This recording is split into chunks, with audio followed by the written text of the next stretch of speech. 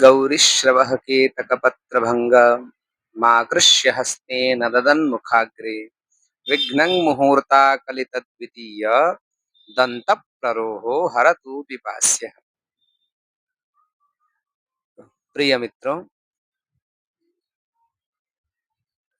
आप सभी को नमो नमः। मैं ज्योतिषाचार्य पंडित अखिलेश धर द्विवेदी अपने इस चैनल पौराणिक कथाओं में आप सभी श्रोतागणों का स्वागत करता हूँ।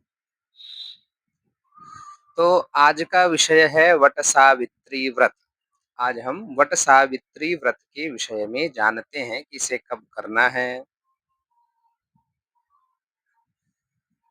पूजा का क्या काल है, क्या समय है, क्या विधान है और क्या कथा है। इन सभी विषयों के को हम गंभीरता से जानेंगे। खैर, यह तो बड़ा प्रचलित हो चला है अब कि व्रत कब करना है। सभी जानते हैं कि 26 मई 2025 को वट सावित्री का व्रत है। तथापि बहुत सी भ्रांतियां इस व्रत के विषय में समाज में देखने को मिल रही हैं। जैसा कि कई लोग 26 तो कई लोग 27 के भी चक्कर में हैं और कई लोग प्रातः काल पूजन कर लें क्या, दोपहर में ही पूजा करनी है क्या, और ऐसे ही एक शनि जयंती, क्योंकि वट सावित्री का व्रत भी ज्येष्ठ कृष्ण पक्ष की अमावस्या को किया जाता है पश्चिम और उत्तर भारत में, और इसी ही दिन शनि जयंती भी मनाई जाती है। लेकिन शनि जयंती को लेकर भी थोड़ी भ्रांति हो गई है कि शनि जयंती 27 मई को क्यों और 26 को वट सावित्री क्यों। तो इन सब के विषय में आइए थोड़ा गंभीरता से जानते हैं। तो सबसे पहले काशी के पंचांग के अनुसार देख लें। इतना तो हम सभी को पूर्व ही पता है, इससे हम अवगत हैं कि वट सावित्री का व्रत पश्चिम भारत और उत्तर भारत में ज्येष्ठ मास के कृष्ण पक्ष की अमावस्या तिथि को मनाया जाता है। ठीक है। और उस पर भी यह पूजा मध्याह्न काल की है। मध्याह्न में इस पूजन को प्रायः माताएं करती हैं। तो यह सामान्य रूप से जान लीजिए कि जिस दिन जिस भी तारीख को अमावस्या, ज्येष्ठ कृष्ण पक्ष की अमावस्या तिथि मध्याह्न काल में प्राप्त होगी, उस दिन ही इस व्रत को किया जाता है। इस बात को आधार बनाकर फिर आगे की बात सुनिएगा। तो आइए 26 मई 2025, तो काशी के पंचांगों के अनुसार 26 मई 2025 दिन सोमवार को चतुर्दशी तिथि प्रातः या दिन में 10:54 तक रहेगी। तदोपरांत अमावस्या तिथि लग जाएगी। फिर से ध्यान से सुन लीजिए। ज्येष्ठ कृष्ण पक्ष 26 मई 2025 दिन सोमवार को दिन में 10:54 तक चतुर्दशी तिथि रहेगी। तदोपरांत अमावस्या तिथि लग जाएगी। ऐसे या आसान बना लीजिए, मतलब 11 बजे से, दिन में 11 बजे से 26 मई सोमवार को दिन में 11 बजे से अमावस्या तिथि आरंभ हो जाएगी। और अमावस्या तिथि क्योंकि 11 बजे से आरंभ हो जाएगी, तो यहीं से आपके वट सावित्री के का पूजन भी आरंभ हो जाएगा, प्रारंभ हो जाएगा। इससे पूर्व नहीं कर सकते। कई लोगों का प्रश्न है कि 26 तारीख को हम प्रातः काल वट सावित्री का पूजन कर लें क्या, 7-8 बजे से कर लें क्या, क्योंकि किसी उनकी बहुत से लोगों का स्वास्थ्य ऐसा है जिस कारण से वो दोपहर तक निर्जला नहीं रख सकती, और कुछ दवाइयों का कारण है। ऐसे बहुत से कारण लोग अपने कह देते हैं, किंतु शास्त्रीय विधान के अनुसार प्रातः काल तो आप नहीं ही कर सकते। इस बार तो निश्चित तौर पर नहीं कर सकती पूजन वट सावित्री का, क्योंकि अमावस्या तिथि ही 11 बजे से आरंभ होगी। तो इससे पूर्व की पूजा तो अमावस्या में होगी ही नहीं, तो प्रातः काल का पूजन फलदायक नहीं माना जाएगा। और 27 के भी अ, उस उलझन में न रहें, क्योंकि 27 तारीख को भी मध्याह्न में यदि अमावस्या मिलती तो एक बार विचारा भी जा सकता था कि यह व्रत 27 को किया जाए, किंतु 27 मई 2025 को तो प्रातः 8:32 पर ही अमावस्या तिथि समाप्त हो जाएगी। अतः 27 को भी अब व्रत नहीं किया जा सकता। 26 मई 2025 दिन सोमवार को दिन में 11 बजे से यह पूजन किया जाएगा। यह तभी यह बिल्कुल उत्तम श्रेणी का पूजन माना जाएगा। मतलब यह उत्तम श्रेणी का यह काल माना जाएगा पूजन हेतु, ठीक है। तो यह एक समस्या। अब ये है कि सोमवती अमावस्या भी है क्या?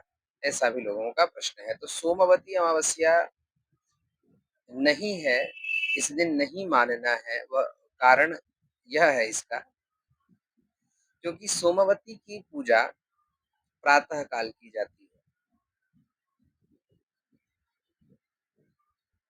और वट सावित्री की पूजा मध्याह्न में की जाती है। यदि प्रातः काल भी अमावस्या मिलती तो हम सोमवती अमावस्या इसे मान लेते, किंतु प्रातः काल अमावस्या नहीं मिल रही है, इसलिए सोमवती अमावस्या का पूजन इस दिन नहीं करना है। इसके लिए निश्चिंत रहे। हाँ, यह है कि सोमवती अमावस्या में जो कुछ कार्य निषिद्ध है, जैसे कपास रुई का प्रयोग आदि, यह आप उस दिन न करें, उसकी बत्ती न ही जलाएं। वट सावित्री की पूजा में भी आप बत्ती से ही उसका पूजन रक्षा सूत्र से या सूत से किसी से बनाकर पूजन करिए। कुछ निषिद्ध जो वस्तु है उसका पालन आप कर सकती हैं। खैर, अब जहाँ तक बात है शनि जयंती की, तो शनि जयंती के लिए भी अमावस्या जो है वो पूर्वाह्न काल में होनी चाहिए, अर्थात प्रातः काल सूर्योदय के समय होगी जिस दिन, उस दिन शनि जयंती मान्य होती है। इसीलिए शनि शनि जयंती जो है वह 27 मई 2025 को मान्य होगी। तो रायपुर छत्तीसगढ़ के देव पंचांग के अनुसार अमावस्या तिथि छत्तीसगढ़ प्रांत में विशेष रूप से अमावस्या तिथि 26 मई 2025 को 25 सोमवार को दिन में 12:11 से लगेगी। अर्थात 26 मई सोमवार को सूर्योदय से लेकर दिन में 12:11 तक चतुर्दशी तिथि रहेगी। तदोपरांत आपकी अमावस्या तिथि लग जाएगी। तो छत्तीस विशेष रूप से छत्तीसगढ़ की माताओं को और ऐसे ही छत्तीसगढ़ से के आसपास के जो प्रांत हैं, उड़ीसा हो या महाराष्ट्र, यहाँ की माताओं को, खैर महाराष्ट्र नहीं कहना चाहिए, वो लोग पूर्णिमा, ज्येष्ठ पूर्णिमा को वट सावित्री मानती हैं। तो उन माताओं को छत्तीसगढ़ की माताओं को विशेष रूप से दिन में 12:11 के बाद इस पूजन को, वट सावित्री के पूजन को करना चाहिए। और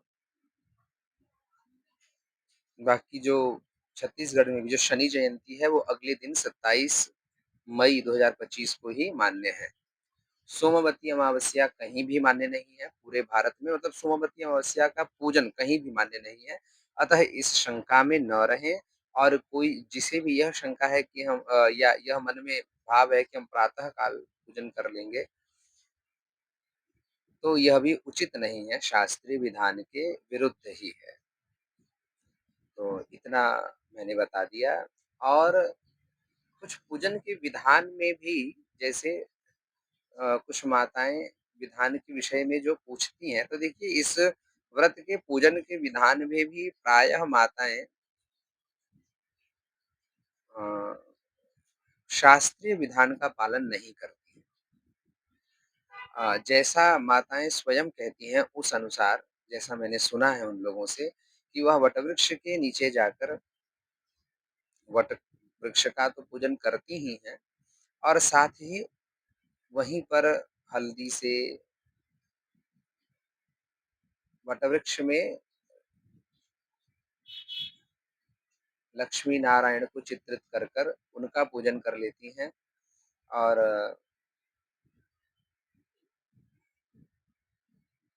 या हल्दी से ही चित्रित कर या किसी भी अ, माध्यम से सत्यवान और सावित्री को चित्रित कर पूजन कर लेती हैं और जो भी उनको चढ़ाना है, जो भी वह प्रसाद आदि ले गई हैं चढ़ाकर और इस प्रकार वो सामान्य अपना पूजन कर लेती हैं। लेकिन देखिए, इस पूजन में कोई बहुत कठिनाई नहीं है, इस पूजन में कोई बहुत विधान भी नहीं है, तथापि कुछ विधान तो निश्चित हैं जो भविष्य पुराण में और स्कंद पुराण में दोनों ही पुराणों में महर्षि वेदव्यास ने लिखी है। कुछ विधियाँ जिसे माताओं को आवश्यक रूप से उन विधियों का पालन करना चाहिए। जैसे कि देखिए, वट सावित्री व्रत में विशेष रूप से अ, भगवान ब्रह्मा और उनकी शक्ति भगवती सावित्री का पूजन अनिवार्य है, वो करना ही चाहिए। लेकिन लोग प्रायः माताएँ ब्रह्मदेव को भूल जाती हैं। भगवान विष्णु के पूजन को तो पुराणों में लिखा भी नहीं है कि भगवान विष्णु का पूजन करना चाहिए, ऐसा लिखा भी नहीं है। हाँ, वटवृक्ष यह मिल जाएगा कि वटवृक्ष के मूल में ब्रह्मा, मध्य में भगवान विष्णु और जो उसका ऊपर का भाग है, उसमें भगवान रुद्र का वास होता है, ऐसा विचार कर वटवृक्ष की पूजा करनी चाहिए। वहाँ भगवान विष्णु का ध्यान है, ठीक है, हमें यह नहीं कहते, किंतु मूर्त स्वरूप में यदि वहाँ किसी का पूजन करना है, मूर्ति बनाकर या किसी को चित्रित कर, तो वो हैं भगवान ब्रह्मा और उनकी बाईं गोदी में बैठी हुई भगवती सावित्री, हाथ में पुस्तक और माला धारण किए हुए भगवती सावित्री माता कोई सामान्य कन्या नहीं है, कोई हम आप जैसे कोई सामान्य मानव की पुत्री, किसी राजा की पुत्री नहीं है जिन्होंने सत्यवान से विवाह कर लिया और सत्यवान को बचा लिया। ये सावित्री स्वयं उन ब्रह्मा की शक्ति है, भगवती सरस्वती का ही एक नाम है सावित्री। ये वही सावित्री हैं जो ब्राह्मणों के यज्ञोपवीत के समय या जो जिस सावित्री जिस गायत्री का नियमित रूप से संध्या गायत्री का जो नियमित पालन करते हैं ब्राह्मण देवता, ये वही सावित्री माता है। इनकी बड़ी महत्ता है। तो इसीलिए ब्रह्मदेव के साथ भगवती सावित्री का पूजन अवश्य करना चाहिए। ब्रह्म देवता के साथ आपको भविष्य पुराण में तो यहाँ तक बातें मिलेंगी, दोनों ही भविष्य पुराण में भी, स्कंद पुराण में भी, कि एक कलश लेकर उस कलश में कलश के निमित्त जो भी गंध, पुष्प, दूर्वा, सर्वौषधि और पंचरत्न, पंचपल्लव, कुश, द्रव्य जितना भी उस कलश में डाला जाता है, ऐसा उस कलश को डालकर पंचपल्लव रखकर और उस पर एक बाँस के पात्र को, बाँस की डलिया को रखा जाए और उसमें भिन्न-भिन्न, अलग-अलग कर सप्तधान्य रखा जाए और फिर उस सप्तधान्य के ऊपर पुनः 2 परत से लाल कपड़ा बिछाया जाए और उस पर भगवान ब्रह्मा को और भगवती अ, सावित्री को विराजमान किया जाए। उनको भी लाल कपड़े से वेष्टित कर लपेट कर उनके फोटो को, मूर्ति को या जो भी है, फिर उनकी पूजा की जाए। फिर पुनः सत्यवान और सावित्री को भी चित्रित किया जाए किसी भी माध्यम से और फिर उनका पूजन किया जाए और साथ में यमराज का भी पूजन किया जाए क्योंकि अमावस्या तिथि का पूजन है तो अ, आप भगवान यम को न स्मरण करें यह तो असंभव है। तो यमराज का भी पूजन किया जाए। इस प्रकार से इन 5 अ, देवी-देवताओं का पूजन का विधान वहाँ है। इस विधान से कम इतना ही सूक्ष्म रूप से इतना ही विधान कर लेना चाहिए कि एक कलश रखकर और उस कलश को सुसज्जित कर कर, सुवासित कर कर और उस पर बाँस के पात्र को रखकर, उस पर सप्तधान्य रखकर लाल कपड़े के 2 टुकड़ों को बिछाकर फिर उस पर एक ऐसा फ़ोटो बना लिया जाए जिसमें ब्रह्म देवता हों और उनके बाएँ अ, गोदमर्ग गाय जंघा पर भगवती सावित्री बैठी हों और नीचे फिर सत्यवान सावित्री माता और यमराज की भी का भी चित्र हो। ऐसा एक चित्र ही बनवा लिया जाए और उस चित्र को फिर उस बाँस के पात्र पर जिसमें सप्तधान्य है उस पर रखा जाए और विधिवत पूजन उनका किया जाए। उसके बाद फिर जो है और सब वो लौकिक विधान है जो माताओं का है जिसमें पंखा डुलाना वटवृक्ष को और पतिदेव का पूजन करना ये इसमें शास्त्र में वर्णित ऐसा विधान नहीं मिलता, पुराणों में तो नहीं ही मिलता है। पर जो वो लोक परंपरा से जो प्रचलित है वो क्रियाएँ भी करनी चाहिए निश्चित तौर पर। पर यह जो जो क्रिया का लोप हो गया है, माताओं द्वारा अनभिज्ञता जो की जा रही है, इसको नहीं करना चाहिए।